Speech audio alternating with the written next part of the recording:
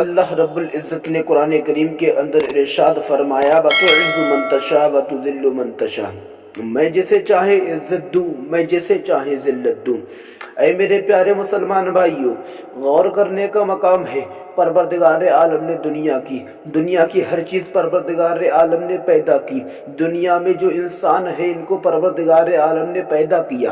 اے میرے پیارے مسلمان بھائیوں، یہ پروردگار عالم کے حق میں ہے کہ وہ جسے چاہے شہرت دے، وہ جسے چاہے دولت دے، جسے چاہے پیسہ دے، جسے چاہے مال دے، اور پروردگار عالم جسے چاہے عزت نہ دے، جسے چاہے شہرت نہ دے، جسے چاہے مال نہ دے، جسے چاہے پیسہ نہ دے۔ میرے پیارے مسلمان بھائیوں، یہ ہر چیز پروردگار عالم کے حق میں ہے کہ وہ کسے کیسا رزق دے گا، وہ کسے کیسی روزی دے گا، وہ کسے کیسا پیسہ دے گا، وہ کسے کیسا مال دے گا اور کس کو نہ دے گا، کس کی عزت دنیا کے اندر زیادہ بلند کرے گا اور کس کی عزت کو دنیا کے اندر پست کرے گا، یہ سب پروردگار عالم کے حق میں ہے۔ لیکن اے میرے پیارے مسلمان بھائیوں، ہمارے معاشرے کے اندر آج حال یہ ہے، دنیا میں دو طریقے کے انسان ہوتے ہیں۔ ایک انسان وہ ہوتا ہے جس کے پاس بہت دولت ہوتی ہے، ایک انسان وہ ہوتا ہے جس کے پاس بہت شہرت ہوتی ہے،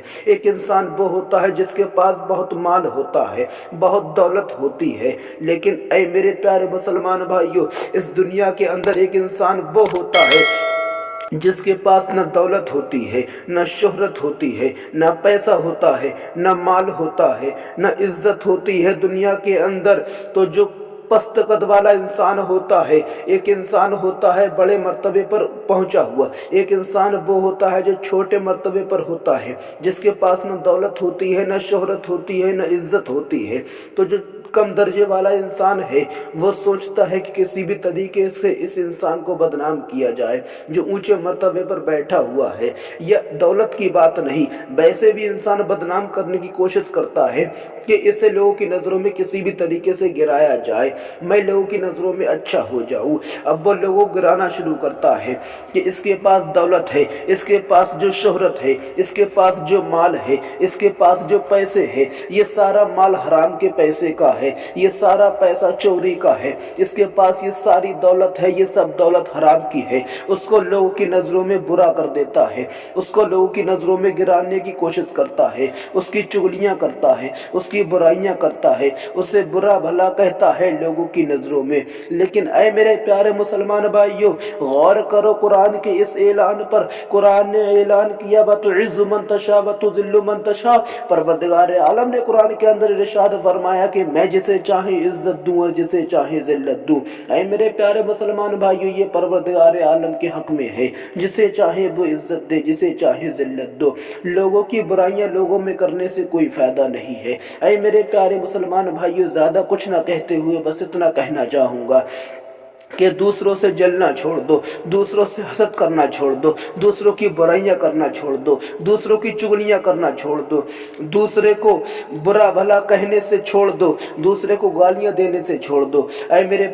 اے میرے پیارے مسلمان بھائیوں، اپنے اخلاق کو اچھا کرو، اپنے اخلاق کو روشن بناؤ، اپنے دلوں کو صاف کرو، اپنی نیتوں کو صاف کرو۔ اے میرے پیارے مسلمان بھائیوں، دوسرے سے حسد رکھنے سے کچھ حاصل نہیں ہونے والا اس دنیا کے اندر۔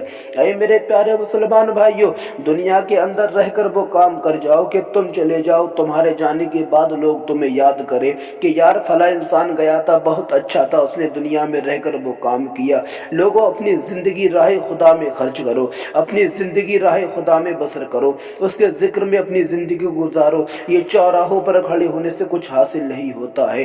اے میرے پیارے مسلمان بھائیوں، اپنے اخلاق کو روشن بناؤ، اپنے دلوں کو صاف کرو، اپنی نیتوں کو صاف کرو۔ ایک نہ ایک دن پروردگار عالم عزت تمہیں بھی دے گا، ایک نہ ایک دن پروردگار عالم مال تمہیں بھی دے گا، ایک نہ ایک دن پروردگار عالم دولت تمہیں بھی دے گا، دولت سے تمہیں بھی نوازے گا۔ لیکن لوگوں، دوسروں سے حسد کرنے سے کوئی فائدہ نہیں، دوسرے کے جلنے سے کوئی فائدہ نہیں۔